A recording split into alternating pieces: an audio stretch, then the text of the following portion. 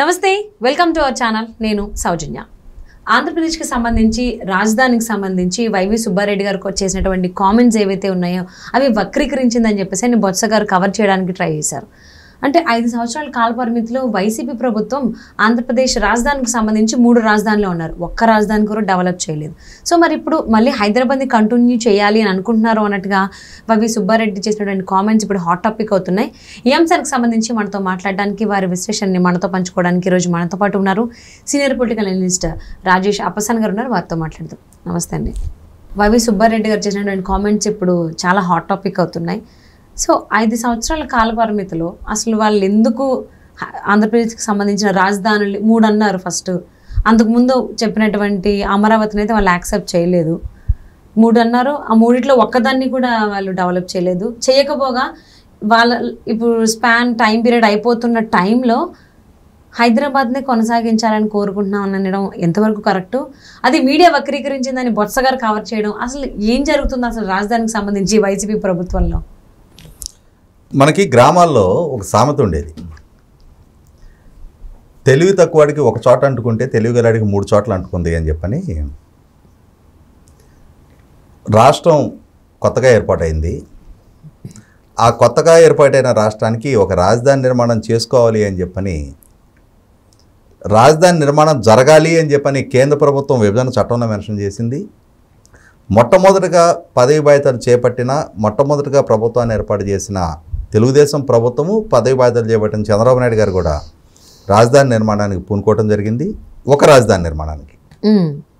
కానీ 2019లో అధికార బాధ్యతలు చేపట్టిన జగన్మోహన్ రెడ్డి గారు, ఆయన ఈ తెలివి ఎక్కువయ్యి ఈ 3 ప్రతిపాదనలు తీసుకురావడం జరిగింది, 3 రాజధానుల ప్రస్తావన. ఈ నేపథ్యంలో 5 సంవత్సరాల పుణ్యకాలం పూర్తయిపోయింది. ఈ పూర్తయిపోయిన తర్వాత ఇప్పుడు ఎన్నికలు సమీపిస్తున్న సందర్భంగా రాష్ట్రానికి రాజధాని ఎక్కడా అని చెప్పని ప్రజల నుంచి, వివిధ వర్గాల నుంచి, దేశంలో మిగిలిన రాష్ట్రాల నుంచి, ఇన్ఫ్యాక్ట్ ప్రపంచం నుంచి కూడా ప్రశ్న ఎదురవుతూ ఉంది. రాష్ట్రాన్ని 10 సంవత్సరాల క్రితం విభజించారు సరే, రాజధాని ఏర్పాటు ఎక్కడ నిర్ణయించారు, ఎక్కడ నిర్మాణం టేకప్ చేశారు అని చెప్పని ప్రశ్నిస్తే సమాధానం చెప్పలేని నిస్సహాయ స్థితిలో ఉండి ఆ పార్టీకి సంబంధించిన కీలక నాయకులు వైవి సుబ్బారెడ్డి గారు స్వయాన జగన్మోహన్ రెడ్డి గారు చిన్నాన్న, మాజీ పార్లమెంట్ సభ్యుడు, మొన్నటి వరకు టీటీడీ చైర్మన్గా పనిచేశారు, ప్రస్తుతం రాజ్యసభ అభ్యర్థిగా ప్రకటించి నామినేషన్ వేస్తున్నారు. బహుశా ఇవాళ రేపట్లో ఏకగ్రీవంగా ఎన్నికైన ప్రకటన కూడా రాబోతుంది. అంటే రాజకీయాల్లో ఓనమాలు తెలియని అమాయకుడు కాదు. రాష్ట్ర రాజధాని ఏంటి, విభజన చట్టం ఏంటి, విభజన చట్టం ఏం నిర్దేశించింది అని చెప్పని తెలియని రాజకీయపు పరిజ్ఞానం లేని వ్యక్తి కాదు, అనుభవం లేని వ్యక్తి అంతకన్నా కాదు. ఇందాక నేను ప్రస్తావించినట్టే సుదీర్ఘ నేపథ్యం ఉన్న నాయకుడు అయ్యి ఉండి 10 సంవత్సరాల కాల పరిమితికి హైదరాబాద్ను ఉమ్మడి రాజధానిగా కేంద్ర ప్రభుత్వ విభజన చట్టంలో మెన్షన్ చేస్తే ఆ 10 సంవత్సరాల కాల పరిమితి పూర్తవుతున్న సందర్భంగా రేపు జూన్ 2వ తారీఖుకి అపాయింటెడ్ డే పూర్తయి 10 సంవత్సరాలు కాలం గడిచిపోతుంది. సో రాష్ట్ర విభజన చట్టాన్ని 10 సంవత్సరాల కాల పరిమితి కోసం చేసిన చట్టం అది. 10 సంవత్సరాల తర్వాత కూడా 2 సక్సెస్ఫుల్ టెన్యూర్లో 2 ప్రభుత్వాలు పరిపాలనా కాలం పూర్తయిపోయిన తర్వాత కూడా ఆంధ్రప్రదేశ్ రాజధాని నువ్వెక్కడా అంటే నేను ఇక్కడ అని చెప్పని హైదరాబాద్ నుంచి స్పందించాలి అని చెప్పని, ఆ పిలుపు హైదరాబాద్ నుంచి రావాలి అని చెప్పని వైవి సుబ్బారెడ్డి గారు కోరుకుంటున్నారు.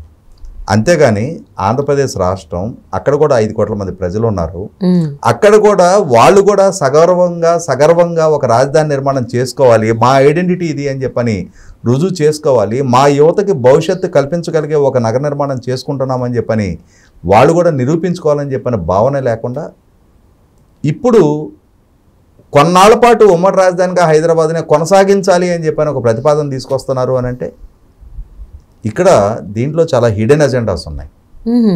ఆ ప్రతిపాదన తీసుకురావడం వెనక ఆషామాషిగా తీసుకొచ్చిన ప్రతిపాదన కాదు అది.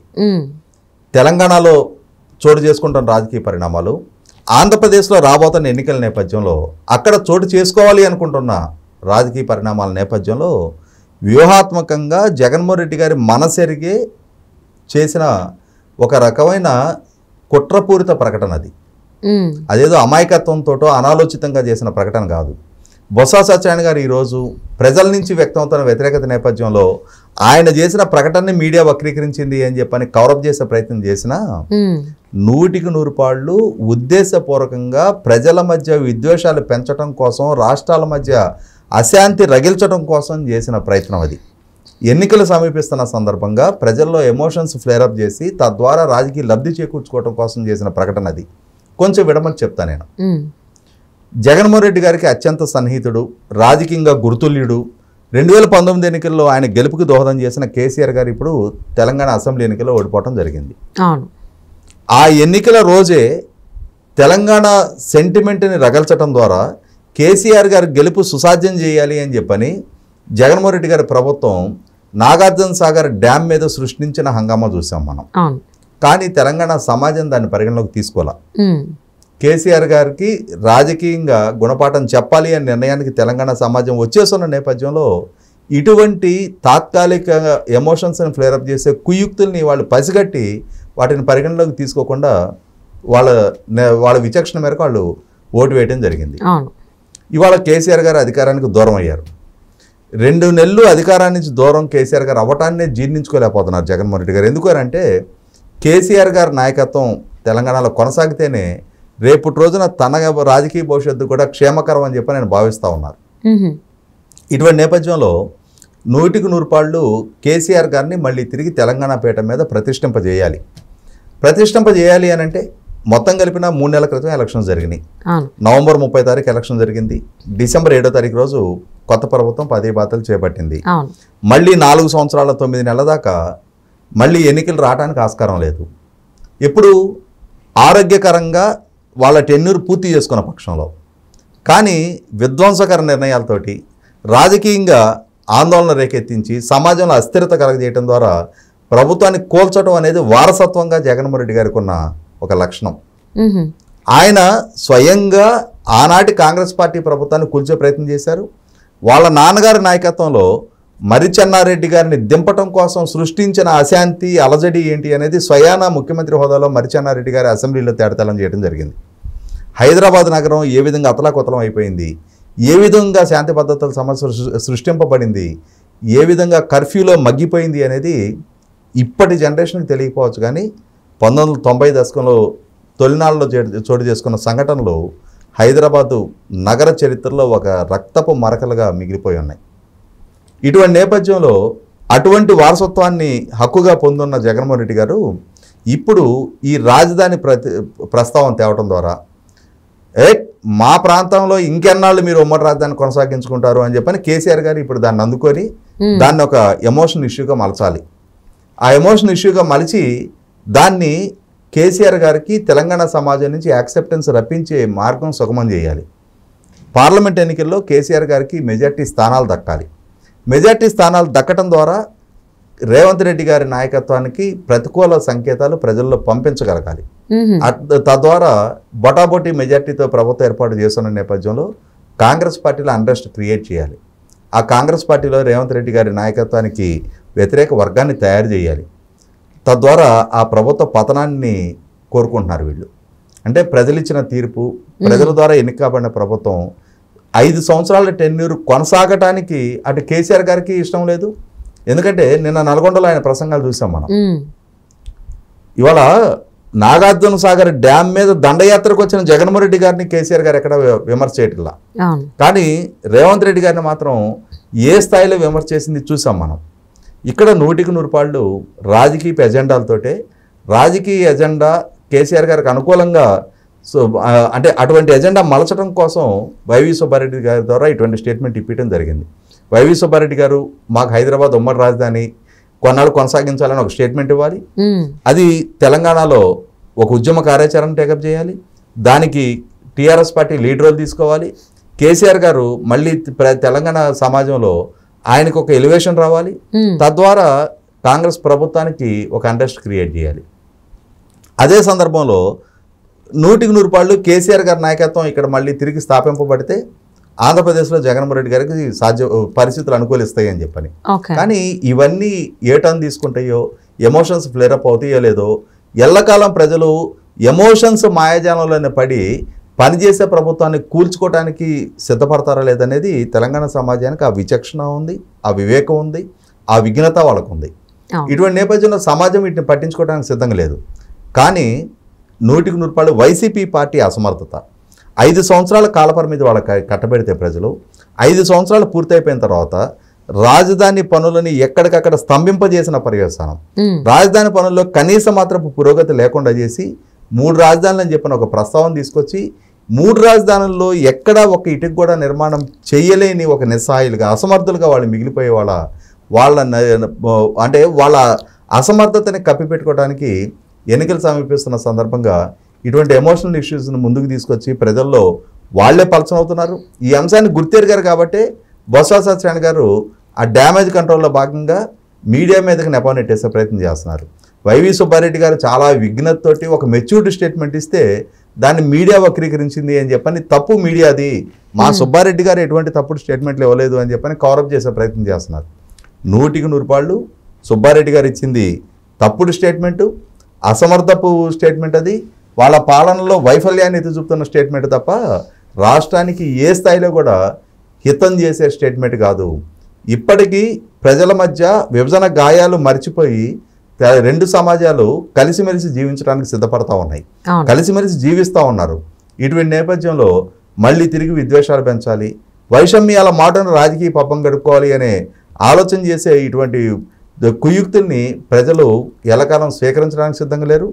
పైగా తగిన గుణపాఠం చెప్పడానికి కూడా ప్రజలు సిద్ధమవుతూ ఉన్నారు. 100% ఈ వైవి సుబ్బారెడ్డి గారు లాంటి ఇటువంటి కుట్రపూరిత రాజకీయ వ్యాఖ్యల మూలాన ఎన్నికల్లో పబ్బం గడుపుకోవాలి అనుకుంటే ఏ ఉద్దేశంతో ఇటువంటి స్టేట్మెంట్లు ఇస్తున్నారనేది అర్థం చేసుకున్నంతటి అమాయకత్వంలో ఇరు రాష్ట్రాల ప్రజలు పౌర సమాజం లేరు. ఖచ్చితంగా ఎన్నికల్లో మీ పాలనా పరంగా మీరు సాధించిన విజయాలేంటి, మీకు ప్రజలిచ్చిన ఒక్క అవకాశం ద్వారా మీరు ఎటువంటి మెరుగైన పరిపాలన అందించగలిగారు, ప్రజలకు ఎటువంటి పౌర సేవలు అందించగలిగారు, ఎటువంటి సివిక్ కమ్యూనిటీస్ ప్రొవైడ్ చేయగలిగారు, ఎంత ఎంప్లాయ్మెంట్ క్రియేట్ చేయగలిగారు, ఎంత వెల్త్ జనరేషన్ చేశారు, లా అండ్ ఆర్డర్ని ఏ విధంగా కాపాడగలిగారు, వీటిని గనక మీరు ప్రజల ముందు ప్రాపర్గా ప్రొజెక్ట్ చేసుకొని ఓటు అడగగలిగే ధైర్యం స్థైర్యం మీ దగ్గర ఉంటే ఓటు అడగండి. లేదు అనంటే మీ వైఫల్యాలు, మీ ఎత్తుగడలు, మీ కుయుక్తులన్నీ ప్రజల్లో చాలా విస్తృతంగా చర్చ జరుగుతూనే ఉన్నాయి. వీటిని ప్రజలు 100% పరిగణలోకి తీసుకుంటూ ఉన్నారు. ఆ తీసుకున్న నేపథ్యంలో మీకు ఇచ్చిన ఒక ఛాన్స్ వెనక్కి తీసుకోవడానికి ప్రజలు కూడా సంసిద్ధంగానే ఉన్నారనేది మొట్టమొదట అది సుబ్బారెడ్డి గారైనా, బొత్స గారైనా, జగన్మోహన్ రెడ్డి గారైనా రియలైజ్ అయితే మీకే గౌరవప్రదంగా ఉంటుంది. కాదు మేము ఇదే విధమైన విధానాలు కట్టుబడతాము అంటారా, ఖచ్చితంగా ప్రజలు మీకు ఏ విధమైన గుణపాఠం నేర్పాలో దానికి ప్రజలు అన్ని స్థాయిల్లో సిద్ధంగానే ఉన్నారనేది వాస్తవం. అవును. సో ఆంధ్రప్రదేశ్ ప్రజలందరూ కూడా అసలు రాజధానికి సంబంధించి పక్కన పెట్టారు. ఎప్పుడు వాళ్ళకి ఛాన్స్ వస్తుందా తిరిగి వాళ్ళకి సమాధానం చెప్పుకోవడానికి ఎదురు చూస్తున్నారు. రాజధాని అంశాన్ని తీసుకొచ్చిన వైసీపీ నాయకులు వాళ్ళ గోతుని వాళ్ళే తవ్వుకున్నారు అన్నట్టుగా అనిపిస్తూ ఉంది. సో మర్చిపోయి దాన్ని తీసుకొచ్చి ఇన్ని సంవత్సరాలు మాకు రాజధాని ఎందుకు లేదు, ఉన్నదాన్ని డెవలప్ చేయకుండా అసలు ఏదీ లేకుండా ఎందుకు చేశారనే ఆలోచన ధోరణిలోకి తీసుకుని వచ్చారు.